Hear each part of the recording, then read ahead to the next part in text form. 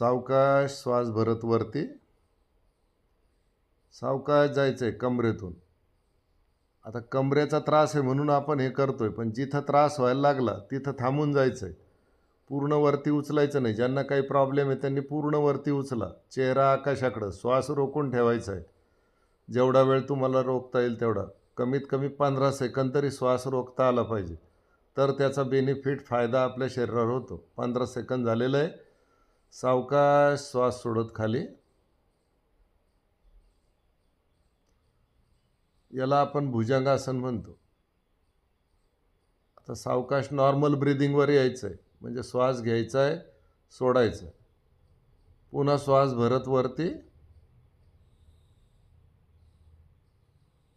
जिथपर्यंत तुम्हाला उचलता येईल तिथपर्यंत उचला. जिथं कळ लागेल किंवा जिथं पेन होईल तिथं थांबून जायचं.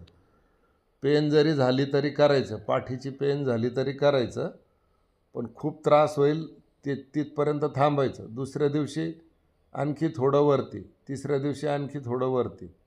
असं करत करत करत आपण जर कधी 12 भुजंगासन, एका महिन्यामध्ये 12 भुजंगासन आपण रोजचे जर करत असू रोज, तर आयुष्यात कधी पाठीचं दुखणं तुम्हाला होणार नाही. सावकाश श्वास सोडत खाली.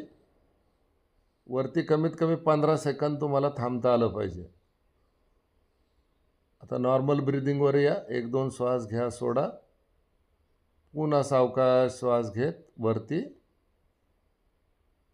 बघून घ्या, एकदम सावकाश करतायत त्या. कितीही पाठीचं दुखणं असू द्या. कित्येक जणांचे आपण ऑपरेशन कॅन्सल केलेले एवढ्या याच्यावरती.